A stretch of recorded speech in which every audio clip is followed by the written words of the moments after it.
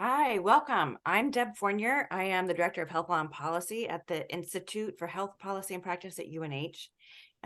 And we are all here today because it is open enrollment season. It's open enrollment for Medicare. It's open enrollment for the marketplace plans. There are multiple coverage transitions occurring in Medicaid, which can influence other coverage opportunities. And so to talk about all of this, we brought together today Henry Lipman, our New Hampshire Medicaid Director, along with representatives from the Insurance Department and New Hampshire's two Navigator organizations to talk about how all of these things go together. So can I get you all to each introduce yourself for the audience? Henry, you want to go first? Well, thank you, Deb. This is Henry Lipman, as you said, the state's Medicaid director. I've been in this role for just a little over 6 years now, and I'm pleased to be able to participate in this forum. Great, thank you. Jason, do you want to introduce yourself for folks? Thanks, Deb. Good afternoon. Again, Jason Dexter. I'm the Director of Life and Health here at the New Hampshire Insurance Department. I oversee the team that participates in approving products for the QHP products for the plan management, for sale on healthcare.gov, and several other teams here at the department. Thank you. And Jeremy. Hey, everybody. Jeremy Smith. I work with a nonprofit called First Choice Services and operate the Navigator, one of the two Navigator grants. I myself have been a Navigator since the rollout in 2013. So it's been a wild ride. And, you know, the whole mission is just to help people navigate through the whole system. Thank you. And last but certainly not least, Keith. Thank you, Keith Ballingall. I'm with Health Market Connect. Our organization has a number of navigators that reside in different communities in the state of New Hampshire, and they also speak a number of different languages. So we're trying to help as many people as we can within our state. Okay, so we started this conversation because it is Medicare open enrollment, but we wanted to back up and just sort of lay some groundwork first. So can we talk a little bit about, Henry, like Medicare, I know you're the Medicaid director, but Medicare and what Medicare covers? Sure. Today, we'll talk a little bit about that and the original Medicare. People probably familiar with Part A and Part B. Part A is the hospital insurance component, which covers your inpatient stays, skilled nursing facility stays, hospice care, and some home health care. The Part B component is also known as medical insurance. It covers certain doctor's services, outpatient care, medical supplies, and preventative services. There's also a separate Medicare drug plan, and that's called Part D. Also, I think that if you've been watching television, you've seen a lot of ads about what is known as Part C, or Medicare Advantage plans. Medicare Advantage is an optional choice from traditional Medicare coverage. These are approved plans from a private company that offers an alternative to the original Medicare for your health and medical coverage. Typically includes drug coverage. This is all bundled together. Sometimes these plans have lower out-of-pocket costs than original Medicare and offer some additional benefits, some like vision, hearing, and dental services. Okay, so as we talked about, though, you're the Medicaid director. So why did you think it was important for us to come today and talk about Medicare open enrollment, which started on the 15th of October? Yes, so a lot of people in New Hampshire sometimes have both Medicare and Medicaid. So there's that typical situation, but there was an atypical situation connected to the pandemic where people who had Medicaid coverage received continuous coverage during the pandemic period. Mm-hmm.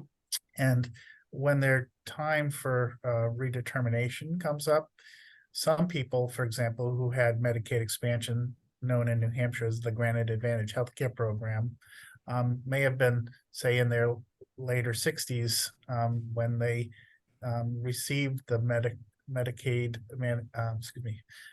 expansion or Granted Advantage program.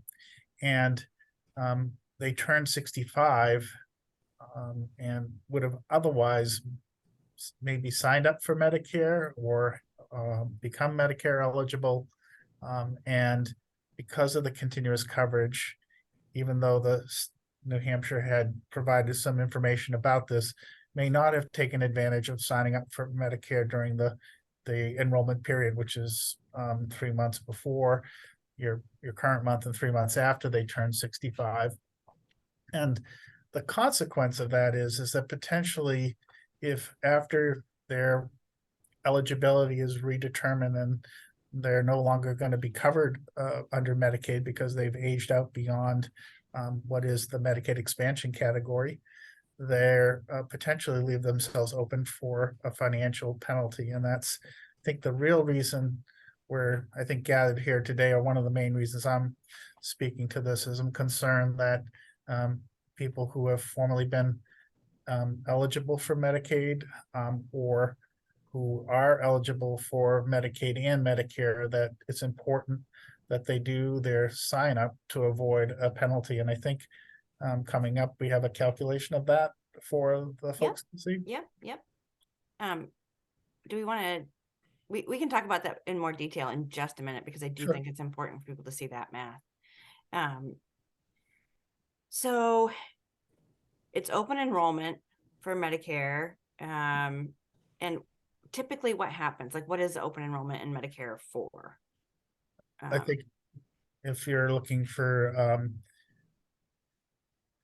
if you're looking to be able to take advantage of the time frame with the Social Security Administration to sign up, you have to do it within a certain defined period of time.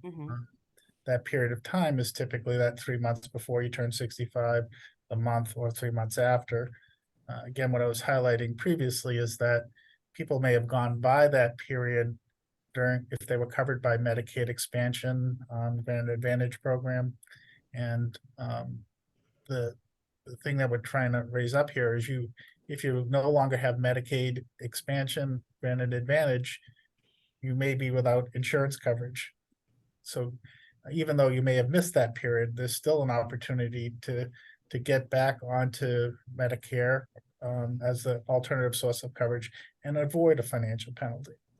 Okay, so the financial penalty, can you tell us a little bit more about that? Is it true that for every year that someone who is eligible for Medicaid or Medicare doesn't enroll in Medicare, when they do sign up, then they are charged 10% more of their monthly premium, and it's a permanent penalty? You're absolutely correct, Deb. That penalty is not insignificant if you think about how expensive healthcare is and Medicare premiums can be.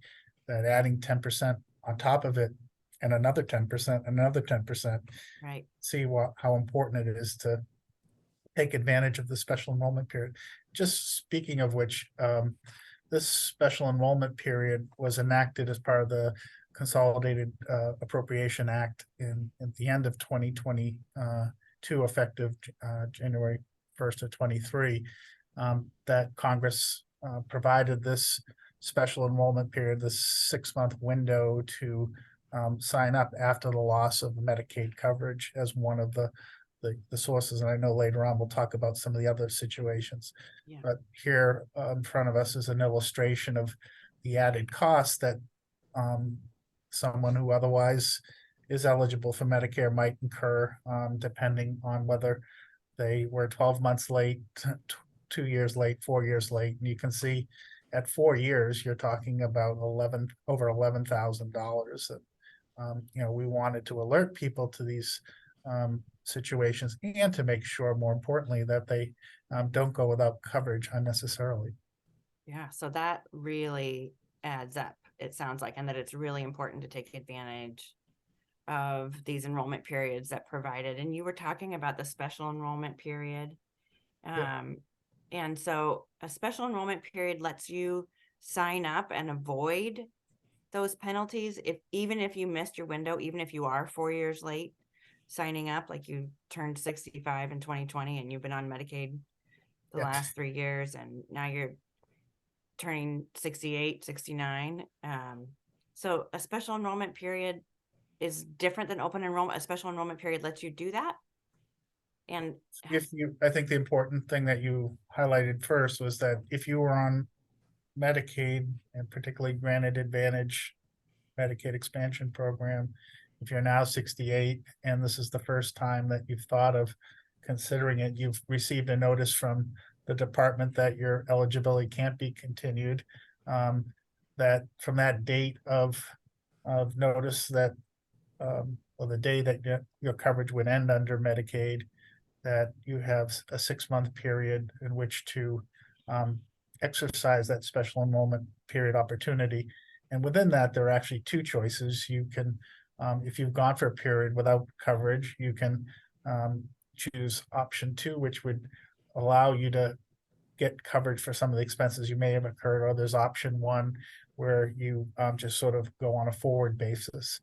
And so what we're trying to make sure is that people don't unfortunately step into a period where they incur the penalty. And I think that other folks on the panel here can talk about some of the other opportunities that might be available too, particularly Jason. Yeah, I think I can pitch a couple things into this conversation. So a lot of the issues that Henry is speaking about regarding enrolling in Medicare, distinguishing Medicare from Medicare supplemental insurance. A lot of those enrollment periods are tied together. So there's fairly complex regulations at the New Hampshire insurance regulation level, which dictate when somebody can purchase Medicare supplemental insurance that ties to when they're enrolled. So the department actually has a bulletin out that tries to simplify what's a fairly complex issue. If you have been on Medicaid, you're coming out of Medicaid, you were unable to enroll for various reasons, and we want them to have the same protections, that person who's newly coming into Medicare, to have the same opportunities with the Medicare supplemental market. That first time you purchase Medicare supplemental insurance is guaranteed issue. It means they're not underwriting you. They have to look at you. The rate's going to be what the rate is. So that's, you can see our website for that bulletin. I think the other, I think we're talking a little bit about penalties here, and that penalty, if you have creditable coverage, it's going to be delayed. And that creditable coverage could be you're enrolled in Medicaid and you can't get in. It could be you're still working and you have access to health insurance through your employer. There's a couple of different ways that'll apply. But the point is, once you lose that creditable coverage, you've got to enroll, or you're going to have that penalty. And there's several reasons that penalty might exist. One is, this is general risk pooling, and just like any risk pooling, you have to incentivize people to get into the pool before they need it. So if you have an individual, it's like, I'm healthy, I don't need to get in. And they go 6-7 years without paying a premium, and then they want to get in because they have a disease that needs treatment. That's not fair from a risk pool perspective. So I think that's likely one of the reasons that penalty exists. That makes so much sense. And there are a number of reasons you can get a special enrollment period, right? The loss of Medicaid coverage this year is a specific one, because there was an awareness that these transitions in Medicaid were happening, right? Right. But there are a number of reasons, and I think they probably are fairly broad on purpose, right? So there, in case of a natural disaster or an emergency, incarceration, like other lifetime exceptional circumstances, and this year in particular, the loss of Medicaid eligibility, and the special enrollment period for Medicare, because you lost Medicaid, is for 2023, and it lasts for how long? 6 months from when your Medicaid coverage ends, right? So even if you lost coverage in May, right? You still have an opportunity to get in to Medicare and avoid, with a special enrollment period, and avoid this permanent ongoing penalty, monthly penalty. Yeah, I think it's important just to highlight here maybe that the end of continuous coverage began or ended on March 31st. So Mhm. people who have lost Medicaid coverage since April, who still have 6 months of opportunity, that's what we're trying to lift up here today, to make sure people are aware of that. And oftentimes, people who have Medicaid may have family members who know about what's going on as well. And so I think it's good information. And I know later on, we're going to talk to some of our navigators, but sometimes families are comprised of some people on Medicare and some people who might be taking advantage of the ACA coverage, exchange coverage. Right. And they have, the ACA coverage has similar grounds for getting into the market when you've lost coverage. So Henry, how does someone know when they've lost Medicaid coverage and they're no longer eligible? So the department has certain formal noticing that it has been doing. We've tried to lift up for individuals a heads up. We did what we called our yellow letter campaign. Earlier in the pandemic, we used a pink letter to let people know that, that they should do their Medicaid eligibility redetermination. Sort of that was our voluntary kind of effort. And about 25 to 26,000 people took advantage of that. And there was about 104,000 individuals, though, that had not. And that was what we call the protected population. They received a notice, an early notice in January about this particular situation, those people who are losing, potentially going to lose Medicare coverage, but also other people who might be subject to losing coverage, but specific to Medicare. And then they received a formal notice about between 45 and 60 days in advance of the date in which they needed to redetermine. The federal government asked states to spread out the redeterminations of eligibility over at least a 9-month period. So they also received another notification letting them know what month their redetermination of eligibility would occur in. They were part of that 104,000 group. And then other texts and other reminders about needing to complete. They may have received outreach from their MCO, the managed care organization. They may have received outreach. We called every individual that made an attempt to call them at least one time. They may have seen or heard from their provider or stakeholders. They may have had an outreach from the navigators indirectly as well. So we've done a lot of things, but oftentimes the best communication is person to person. And that's, I think, what we're trying to do here is to have a conversation that might help lift this up to people to know that they need to do something. Agreed. So panel, if someone's lost their coverage, let's just talk about it. What do you recommend for someone who's lost their coverage, Medicaid or otherwise? What should they do to enroll in coverage? I'm sorry. I'd have them talk to our team. Yeah. Where's your team? Who are you? So we're one of the Navigator organizations, and Navigators are primarily given the role to assist with enrolling in the marketplace, and also educating. But secondarily, as part of our grant funding, we need to assist with Medicaid. So the Navigators are well versed in both of those programs. But then what also comes up, and Henry hit the nail on the head, there are times when there are households who somebody has Medicare and somebody might be going into the marketplace. So to have enough knowledge to see that, and if it's not something that the Navigator will do directly, to then refer that consumer to a place that they can get assistance with their Medicare. Right. And so it's also open enrollment right now, right, for the federal marketplace for healthcare.gov.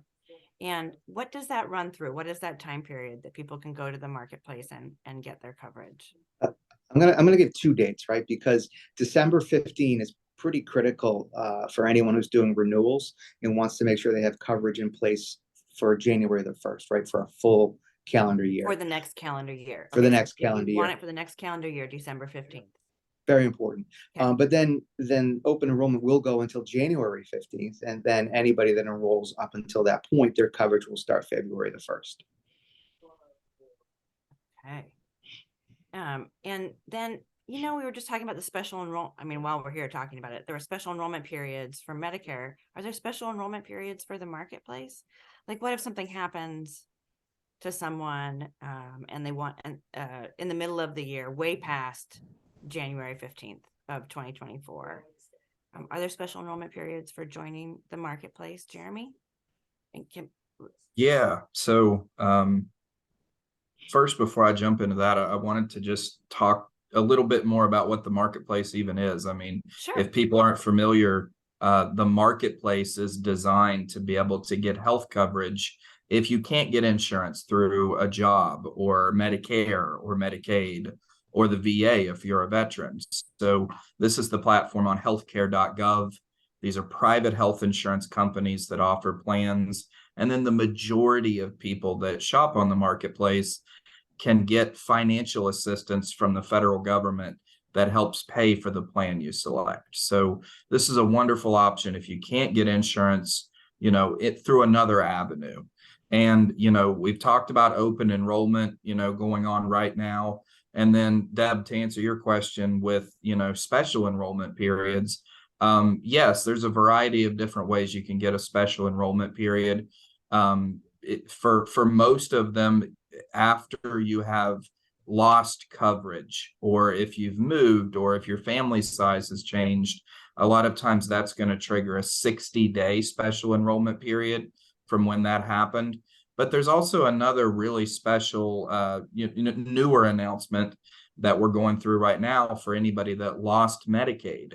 So if you've lost Medicaid, obviously you can sign up during open enrollment, but you can also sign up clear through June of 2024. So if you've lost Medicaid at all in the last few months, or if you're going to lose it in the future, you can, sign up as quick as possible is what we usually tell people. But maybe you find out later on, you'll still have that opportunity clear through the end of June of 2024. Great. So Jeremy, can we go back to the financial assistance part? Yeah, You get this help. is Do you get financial assistance paying your premium? Yep, What all do you get financial help for? This is the linchpin of the Affordable Care Act's marketplace, and it's the official name is called the Advanced Premium Tax Credit, and it's a big, long, scary word, but what that means is it's a monthly subsidy that the federal government can provide to help you pay for the insurance plan you pick out. And the amount of subsidy you get each month is based on your family size, where you live, your age, and then, of course, your estimated income.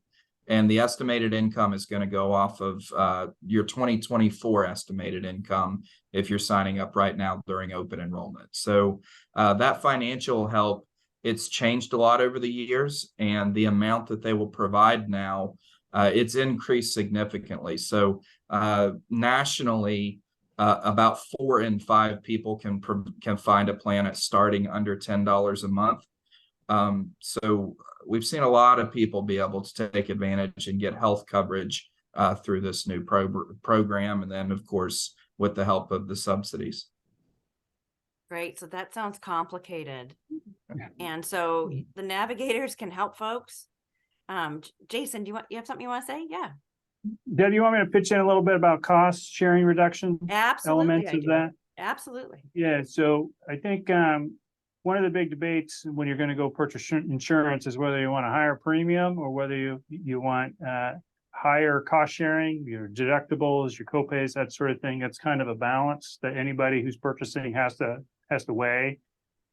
One of the beauties of purchasing on healthcare.gov is not only do you get the subsidies, but depending on your income, you can also get cost sharing reductions. So you can get You deductible get help?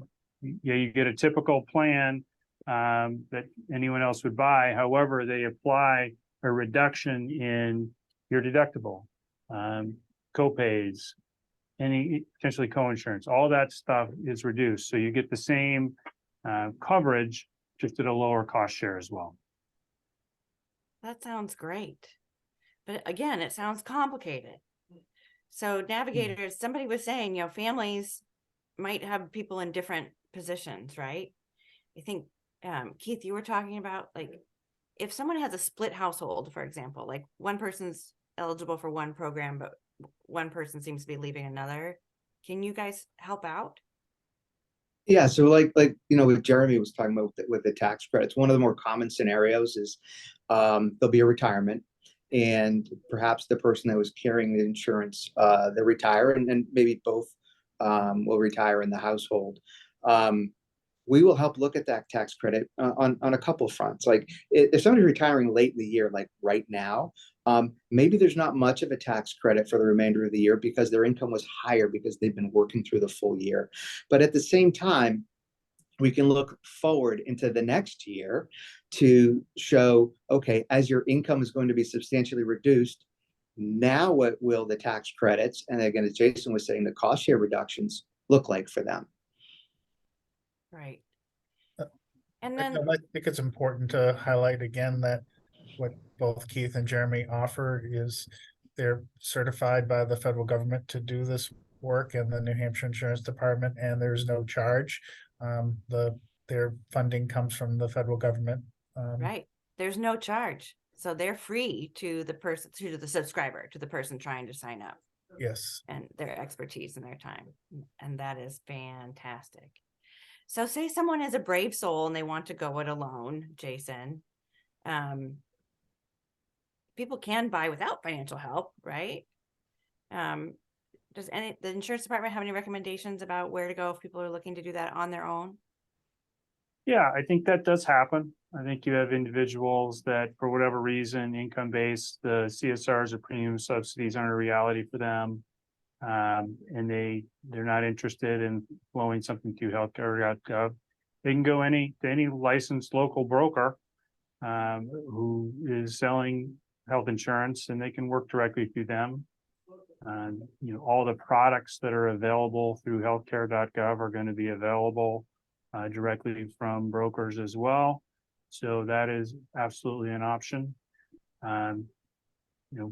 We always like to pitch. We'll help. If you need assistance from us, as much as we want to trumpet the navigators and the great work they do and encourage people to use them as much as possible. You can always reach out to our consumer department if you have questions about either the marketplace or Medicare supplemental. We have a lot of documents on our webpage related to Medicare supplemental. It's a really complicated area, and we put out an annual rate guide related to Medicare supplemental. Use a licensed broker. That's our one pitch. Right. And Keith and Jeremy, tell people the names of your organizations again and how to find you if they want free help with all of this paperwork. Sure. The Health Market Connect, hmcnh.com. That's the best way. That's the best way for us, because within there's a book, a meeting tool. Somebody could go on, find a day, find a time, pick a language, and a navigator will reach out to them. Yeah. But to piggyback on what was just talked about, navigators can work with any type of consumer. So for the consumer that wants as much hand-holding or assistance as possible, all the way back to the do-it-yourselfer who might just have one question, the navigator is a resource for everybody. And Jeremy, how do people find your folks? Yeah, absolutely. So same thing. I mean, our website's generally the best. If you go to acanavigator.com, and then if you end up on the contact us page, you can book your own appointment. All of our phone numbers and contact information is there. And then, we also have 3 groups that work as sub-grantees with us as well around the state. So we also have folks that's located inside of Lamprey Health at some of their locations, Harbor Care, and then the Foundation for Healthy Communities. And they've got a lot of ties to the hospitals in the state, and they're constantly being able to go around and visit different hospitals and meet patients at different places. And then, the other good thing about a navigator too, and Keith's team does the same thing, I think, is, we can even meet with people in person. And if we don't have an office near you, we will try to travel to wherever's going to be best to go meet you as well. We might try to find a public library with a conference room, or, you know, one of these hospitals that we work in with a conference room. And we're going to do whatever we can to make you comfortable. So, you know, a lot of us have, a lot of our groups, you know, we have folks that speak multiple languages. We've got language translation lines. We'll do phone assistance. We'll do in-person assistance. We try to travel. So that's the good thing about being federally funded with this program is, you know, we're going to do whatever we can do to try to get somebody through this whole process. And there's not going to be any pressure. We don't get any commissions or anything. We're just here to answer questions and guide you through the process. Great. Yep, there's also another resource to individuals who have Medicare specific questions. They're the service link, which are located throughout the state. They're available by calling 1-866-634-9412, 1-866-634-9412, and the website at servicelink.nh.gov. And they're also a source of Medicare support that's available through the state funded program. All right, folks. So you heard it here. We have Medicare specialists at ServiceLink. We have navigators in 2 different spots. We've got brokers. We've got an entire Medicaid department. So just awesome information you guys have shared today. Last comments anybody want to make before we wrap it up? I really want to thank you for your time. Deb, I'll give one comment. Yeah. I mean, our navigators come about assistance with one basic thing. There is an answer for everybody.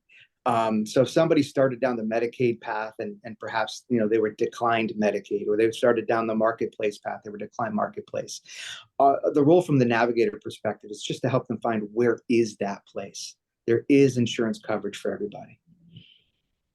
Great. Thank you so much. And thank you all for your time. Yeah, one last closing thought from me is that this is a special time where people who have had Medicaid have had a long period of sometimes as much as 3 years before they've had to do what is routinely done on an annual basis, and just lifting up that there is for someone who may have lost Medicaid coverage, that if they think that there was some information that wasn't available for the department in making that decision, there's a 120-day reconsideration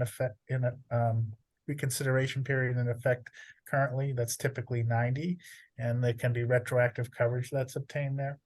If Medicaid isn't the place where you're going to find your home, there is the special enrollment period for Medicaid beneficiaries that goes out to the end of June of next year, 24, and that is a special period. Typically, you wouldn't have that opportunity for that length of time, so you have time to consider things, but it's important to act early if you want to avoid a gap in coverage. And then, you know, I think the whole reason we came together today is for people who are Medicare eligible, the importance of taking advantage of the special enrollment period, which is 6 months from the date that you lose coverage. It's a pretty easy thing to complete. And you do have options within that 6-month period to either get sort of retroactive coverage or to just sort of go forward.